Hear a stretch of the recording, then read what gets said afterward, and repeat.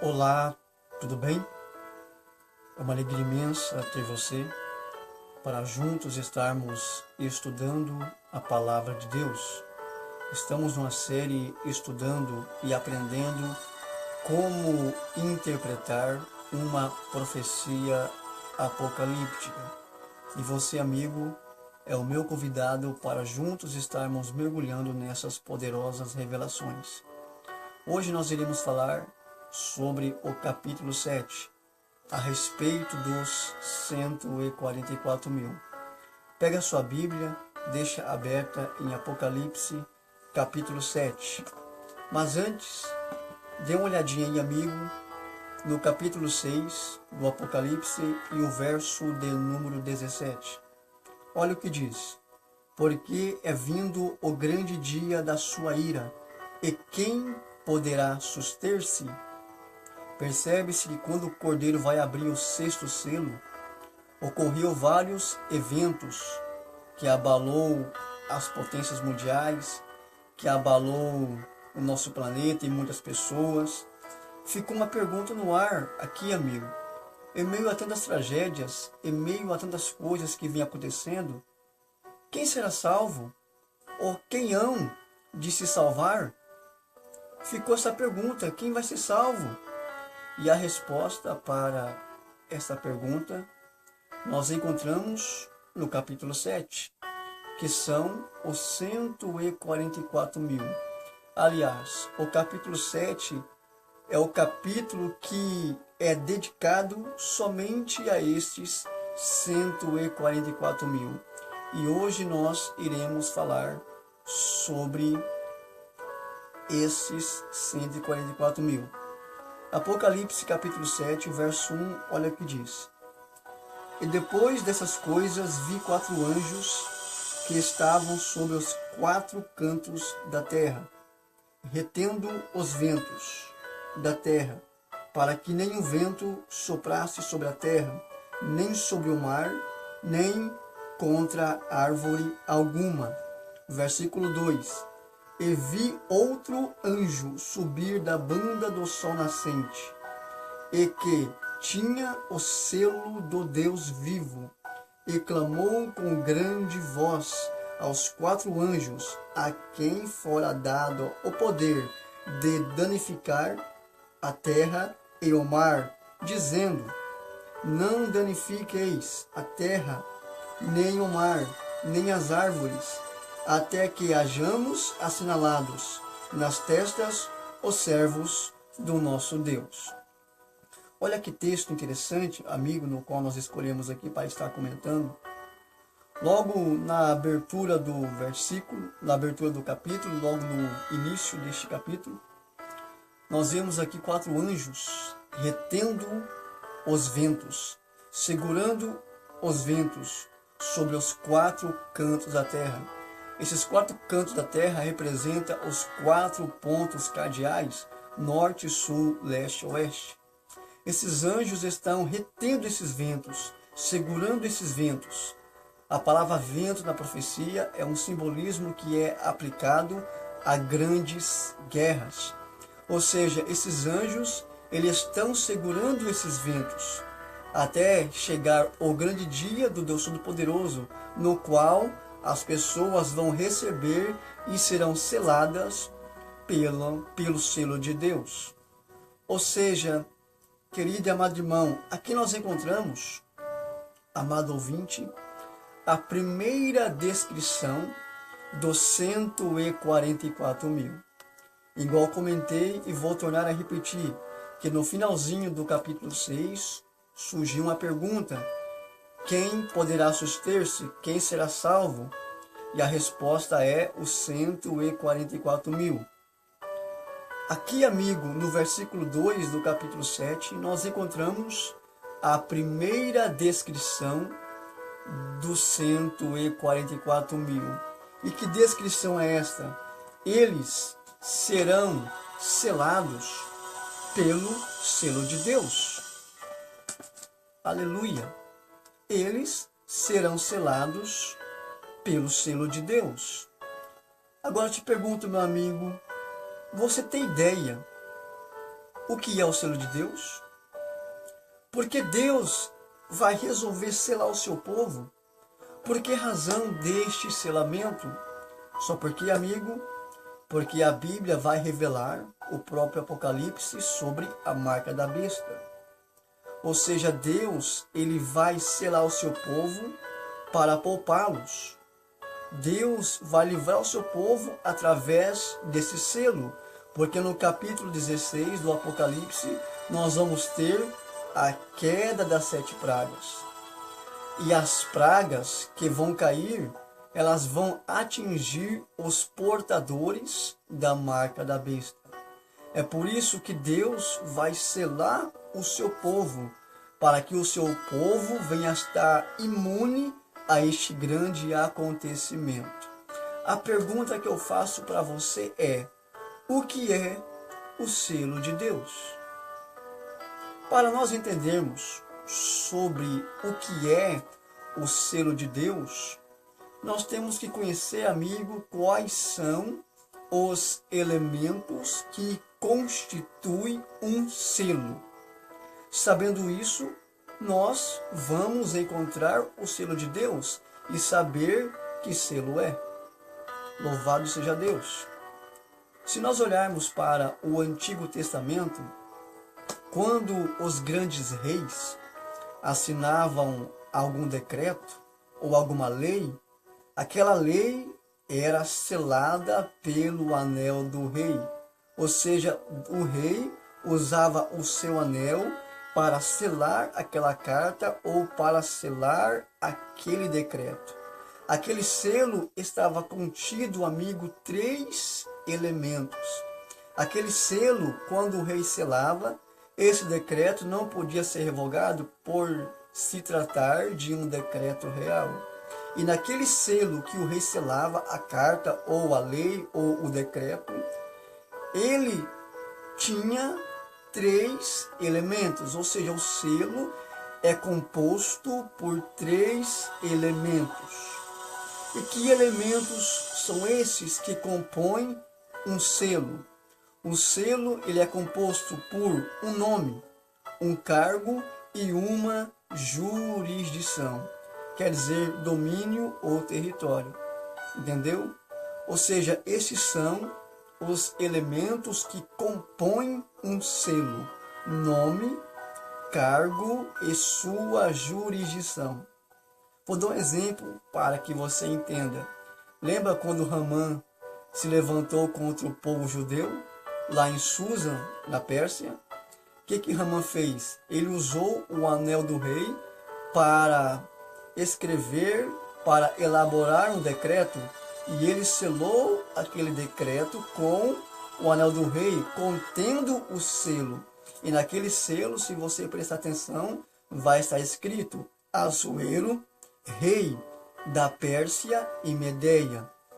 Assuero é o nome, rei o seu cargo, Pérsia e Medeia é a sua jurisdição, ou seja, é o território no qual Assuero dominava. Era o seu território, a sua expansão no qual ele reinava. Portanto, lembre-se disso, um selo, ele é composto por esses 3 elementos: nome, cargo e a sua jurisdição. Após descobrirmos isso, aonde nós encontramos o selo de Deus na Bíblia? Essa pergunta, meu amigo, eu não vou responder. Essa pergunta eu não posso te responder. Mas essa pergunta, a própria Bíblia é quem vai nos responder. Porque a Bíblia, ela interpreta a si mesma. Abra sua Bíblia, querido, no livro do profeta Isaías, no capítulo 8 e o verso de número 16. Aqui está uma descrição aonde nós iremos encontrar o selo de Deus. Isaías capítulo 8 e o verso 16, que diz: liga o testemunho e sela a minha lei no coração dos meus discípulos. Eu vou ler de novo. Isaías capítulo 8 e o verso 16. Liga o testemunho e sela a minha lei no coração dos meus discípulos. Louvado seja o nome de Jesus. Meu amigo, aqui a Bíblia vai nos revelar o primeiro indício aonde nós iremos encontrar o selo de Deus. Segundo o texto no qual nós lemos, como eu digo, a própria Bíblia interpreta a si mesmo. De onde vai proceder o selo de Deus? Se você analisar o texto, o selo vai proceder da lei. Aqui a lei está sendo selada. Ou seja, o selo, ele vai proceder da lei. Liga o testemunho e sela a minha lei. Veja, a lei está sendo selada. Ou seja, o selo, ele vai proceder da lei de Deus. Agora, meu amigo, a outra pergunta que eu faço é: e aonde está a lei de Deus? Aonde nós encontramos a lei do Senhor? A lei de Deus, meu amigo, nós encontramos aqui no livro do Êxodo, no capítulo 20, que no caso são os 10 mandamentos. Os 10 mandamentos são a lei de Deus. Lembra que Cristo disse que a lei foi simplificada em 2 mandamentos, no amor para com Deus e no amor para com o próximo? Justamente Jesus estava simplificando, ou seja, tudo isso que Jesus falou são os 10 mandamentos. Porque a lei de Deus, ela não foi abolida. A lei de Deus, ela continua sendo válida. O que foi abolida, meu amigo, foram as leis cerimoniais. Leis ligadas a cordeiros, ligado aos sacrifícios que era feito no santuário. Como Cristo morreu sendo o Cordeiro de Deus e nos purifica do pecado, hoje nós não precisamos mais sacrificar os animais. Essas leis foram abolidas. Agora, a lei moral, a lei que vai nos conduzir para obtermos a nossa salvação, esta continua sendo válida, que são os 10 mandamentos. Aquilo que Cristo ele vai mencionar nos evangelhos, o amor para com Deus e o amor para com o próximo, os 10 mandamentos. Êxodo no capítulo 20, aqui está toda a lei de Deus, os 10 mandamentos. Ou seja, amigo ouvinte da palavra de Deus, lembra que nós falamos que o selo ele é composto por 3 elementos, e quais são eles? Nome, cargo e jurisdição. Nós temos que analisar a lei. Qual dessas leis que Deus deu a Moisés, que Deus escreveu com o próprio dedo, qual delas tem os elementos que compõem o selo? Vamos analisar a lei de Deus para descobrirmos quais são os que compõem o selo. Livro do Êxodo, no capítulo 20. Olha para o versículo 3 do capítulo 20. Primeira lei, primeiro mandamento. Não terás outros deuses diante de mim. Aqui não aparece nenhum dos 3. Não aparece o nome, não aparece o cargo e nem aparece também a jurisdição. Vamos olhar para o versículo de número 4. Olha o que diz: não farás para ti imagem de escultura, nem alguma semelhança do que há em cima nos céus, nem embaixo na terra, nem nas águas debaixo da terra. Não te curvarás a eles, nem os servirás, porque eu sou o Senhor teu Deus. Sou Deus zeloso, que visito a maldade dos pais aos filhos, até a 3ª e 4ª geração dos que me aborrecem. Aqui, amigo, só vai aparecer o nome. que no caso Deus, apareceu o nome de Deus, mas não apareceu o cargo de Deus e nem apareceu também o domínio ou o território de Deus. Vamos analisar agora o versículo de número 4, aliás, o versículo de número 6. O versículo de número 7, que é o terceiro mandamento. Olha o que vai dizer: não tornarás o nome do Senhor teu Deus em vão, porque o Senhor não terá por inocente o que tornar o seu nome em vão. Aqui, mesma coisa do segundo mandamento. Só vai aparecer o nome de Deus. Não aparece o cargo e nem tampouco a sua jurisdição. Olha para o versículo 8, que é o quarto mandamento. Lembra-te do dia do sábado. Mas esse mandamento, meu amigo, eu vou pular. Muitas igrejas, irmãos pulam, eu vou pular também. Eu acho que não tem nada a ver com o tema que nós estamos estudando, ok? Vou ler aqui agora, meu amigo, o versículo de número 12, que é o quinto mandamento. Honra teu pai e a tua mãe para que se prolongue os teus dias na terra que o Senhor teu Deus te dá. Aqui também aparece só o nome de Deus. Não aparece o seu cargo e nem tampouco o seu território. Olha para o sexto mandamento, não matarás. Olha para o sétimo, não adulterarás. Oitavo, não furtarás.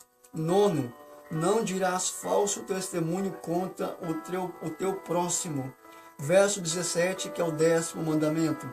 Não cobiçarás a casa do teu próximo.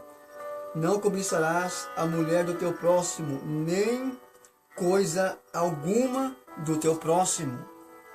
Veja, meu amigo, esses mandamentos no qual eu li 9 mandamentos. E a maioria deles só vai aparecer o nome de Deus. Não aparece o cargo e nem também aparece a sua jurisdição. Agora eu te faço uma pequena pergunta, amigo. Será que aquele mandamento que eu pulei, lembra que eu pulei um mandamento? Será que aquele mandamento que eu pulei, será que ele tem os elementos que compõem o selo? Meu amigo, se aquele mandamento for confirmado que ele é o selo de Deus e que vai trazer essas 3 características, então, meu amigo, nós temos que se corrigir. Nós temos que se policiar enquanto temos tempo. É por isso que o Apocalipse é o livro das revelações. Nós temos revelações aqui surpreendentes, que às vezes vão te espantar. Agora vamos analisar o quarto mandamento para ver se ele vai ter os elementos que compõem o selo. Êxodo capítulo 20, versículo 8. Lembra-te do dia do sábado para o santificar. Até aqui normal, não apareceu nenhum dos 3 elementos. 6 dias trabalharás e farás toda a tua obra. Até aqui tudo bem, não apareceu nenhum dos 3. Porque o 7º dia é o sábado do Senhor teu Deus. Aqui já aparece o nome de Deus, assim como nos outros mandamentos que também apareceram. Não farás nenhuma obra, nem tu, nem teu filho, nem tua filha, nem teu servo, nem a tua serva, nem teu animal, nem o teu estrangeiro, nem o que está dentro das tuas portas. Porque em 6 dias fez o Senhor os céus. Aqui, amigo, eu já encontrei o segundo elemento. Preste bem atenção no contexto. Porque em 6 dias fez o Senhor os céus. Veja, porque em 6 dias o Senhor fez. Analise essa pequena palavra. Em 6 dias o Senhor fez. Eu te pergunto, amigo, se Deus fez, qual é o cargo que Deus exerce neste universo? Criador. Não é verdade? Se Deus fez, quer dizer que Deus criou. Ele vai criar os céus e a terra. Deus criou, Ele fez. Se Ele fez, Ele é criador. Então o cargo de Deus que vai aparecer aqui, amigo, é criador. Porque Ele fez. Aqui apareceu o nome de Deus e apareceu também o seu cargo. Será que vai aparecer o território de Deus? Vamos continuar a leitura. Porque em 6 dias fez o Senhor os céus e a terra e o mar e tudo o que neles há. Já apareceu também, amigo, a jurisdição de Deus, ou seja, o domínio, o território de Deus. Vou ler de novo para que você venha entender. Porque em 6 dias o Senhor fez, Ele criou, Deus criador. E na sequência, meu amigo, vai aparecer o território de Deus, o domínio de Deus. E qual que é o domínio de Deus? Olha só, o domínio de Deus é os céus e a terra e o mar e tudo o que neles há. Deus criou os céus, criou a terra, criou o mar e tudo o que neles há. Aqui, amigo, apareceu a terceira descrição de um selo. Deus Criador. Deus Criador do universo. Ou seja, aqui está a expansão de Deus, o domínio, o território de Deus. Portanto, amigo, o 4º mandamento é o único mandamento dos 9 que tem os elementos que compõem o selo. Aqui nós encontramos o nome de Deus, o cargo de Deus, que é Criador, e encontramos também o território de Deus, a sua jurisdição, os céus, a terra, o mar e tudo o que neles há. Mas será que realmente, amigo, o sábado, ele é o selo de Deus? Ou talvez isso que eu falei aqui é apenas teorias, são hipóteses, são apenas alguns argumentos para tentar te convencer. Será que realmente o sábado ele é o selo de Deus? Essa pergunta eu não posso te responder, mas a Bíblia, amigo, é quem vai me responder.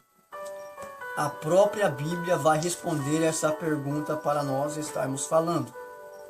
Abre a sua Bíblia, querido, no livro do Ezequiel, capítulo 20 e o versículo de número 20.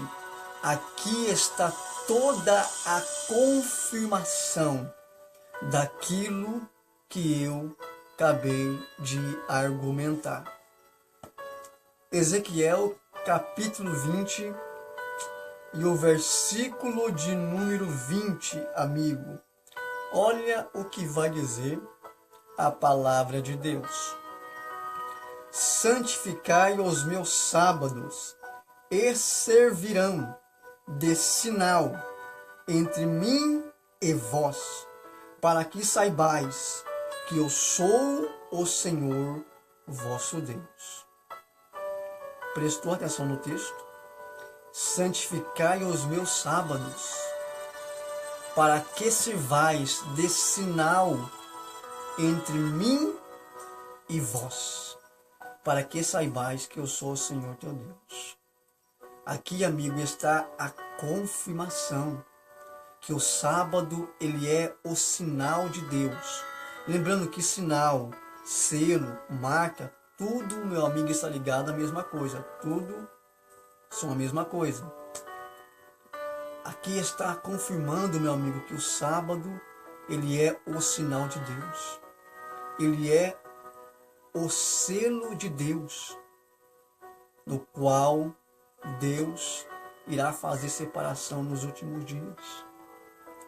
A guarda do sábado, meu amigo, talvez isso é algo novo para você. Talvez você nunca ouviu falar neste assunto. Mas o Apocalipse vai nos apresentar, meu amigo, do grupo dos 144 mil, o sábado como sendo o selo de Deus. E eu te mostrei na Bíblia. Eu falei que a lei de Deus está sendo selada. Mostrei, eu li todos os 10 mandamentos que Deus ali escreveu. Apenas o sábado, querido. Apenas o sábado. É o único mandamento dos 10 que tem os elementos de um selo. É o único mandamento que vai apresentar Deus como o Criador e vai ter também todo o território que Deus domina. Eu pergunto para você, meu amigo, é tempo da gente refletir, é tempo da gente se corrigir nessa questão. Muitas pessoas hoje fazem pouco caso disso. Às vezes discriminam esse mandamento só porque é sábado. Alguns falam que é para os judeus. Enfim, é tantas conversas, é tantas coisas, na minha opinião, é tantas desculpas que para mim não convence. A pessoa tentando fugir da verdade, tentando fugir da realidade. Mas é mandamento, meu amigo. Deus escreveu. Foi o próprio Deus que escreveu. Leia Êxodo capítulo 31, verso 18. Deus quem escreveu, não foi Moisés que escreveu, foi o próprio Deus. O salmista ainda vai dizer: observarei de contínuo a tua lei para sempre e eternamente. Salmo 119, versículo 44. Percebe, meu amigo, o que as pessoas têm feito hoje? Estão menosprezando o sábado, sem saber, meu amigo, que ele vai ter uma grande influência na batalha do grande conflito. Sem saber que o sábado ele vai ter um papel fundamental no dia em que as 7 pragas caírem sobre essa humanidade. Eu pergunto para você, amigo, é tempo de nós voltarmos para a Bíblia.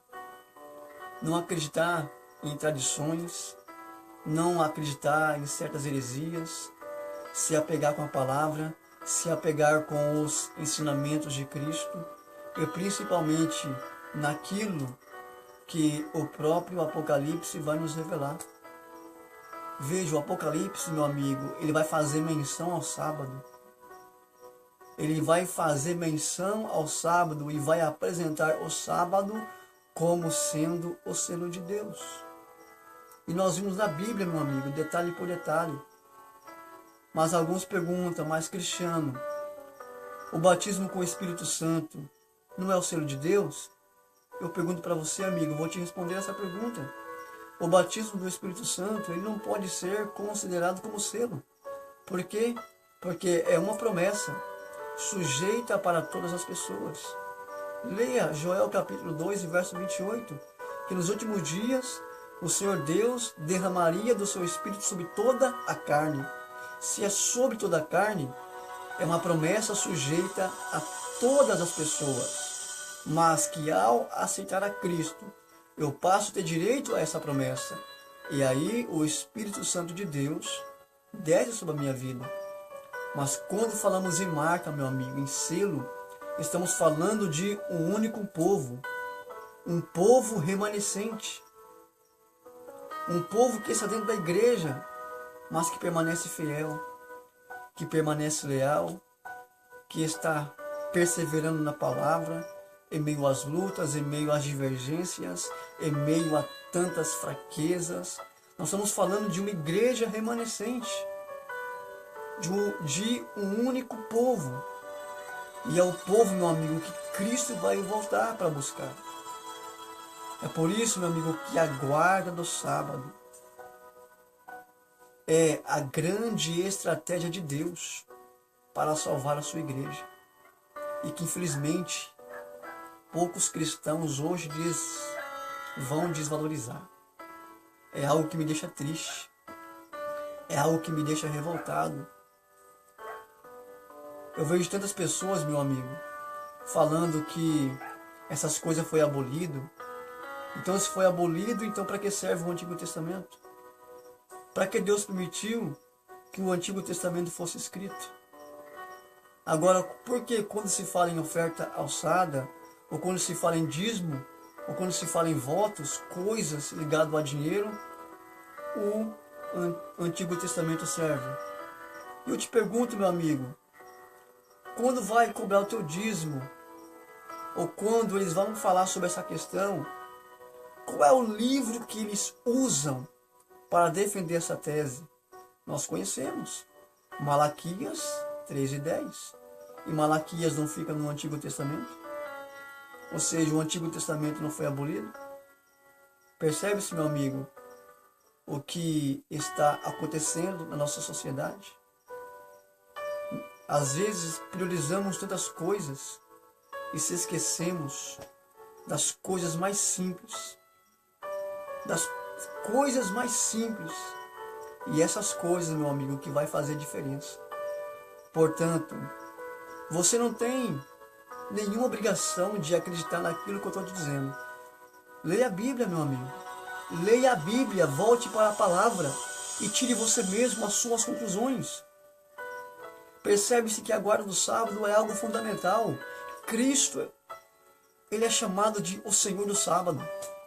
Jesus, por no sábado, ele fez o bem, ele semeou a paz, a palavra do Senhor para aqueles que tanto precisavam. O sábado, meu amigo, é a grande estratégia de Deus para combater o selo da besta, que ainda eu vou comentar nessa temporada. Portanto, o sábado, ele é o selo de Deus. Mas como, meu amigo, eu vou saber que eu estou sendo selado por Deus? A partir do momento, meu amigo, que você aceita o sábado como teu mandamento, como mandamento de Deus, automaticamente você está sendo selado por Deus. Porque além de ser um sinal entre Deus e os homens, também é um sinal de aceitação. A partir do momento que eu aceito, eu já estou sendo selado por Deus. E eu sei que Deus, ele vai me poupar quando descer aquelas 7 pragas. Deus irá me poupar, Deus irá me livrar, porque eu estou sendo selado por Deus, porque eu guardei este mandamento e estou seguindo a sua palavra, seguindo os seus ensinamentos. Eu digo para você, amigo, comece hoje a se policiar e aceite o sábado como mandamento de Deus para a sua vida. Talvez é algo novo para você. Talvez é algo que você nunca ouviu falar ou nunca ouviu alguém pregar. Mas aceite isso. E como eu faço? E como você faz para aceitar? É simples, meu amigo. Levanta sua mão para o céu e diga para Deus: Senhor, eu aceito o sábado como mandamento do Senhor, como selo de Deus para a minha vida. E quero que essa norma venha fazer parte da minha vida até o grandioso dia da sua vida. Quer aceitar, amigo? Levante sua mão, que eu quero orar e apresentar a tua vida nas mãos de Deus. Oremos. Bondoso Deus e eterno Pai, aqui nós aprendemos sobre o teu selo, Senhor Jesus Cristo. E vemos que o Apocalipse ele faz menção às poderosas revelações que nós encontramos. E uma delas, meu Deus, é a respeito do teu selo. E aprendemos que o mandamento que muitas pessoas desprezam é o mandamento que o Senhor vai usar, meu Deus, para selar o seu povo.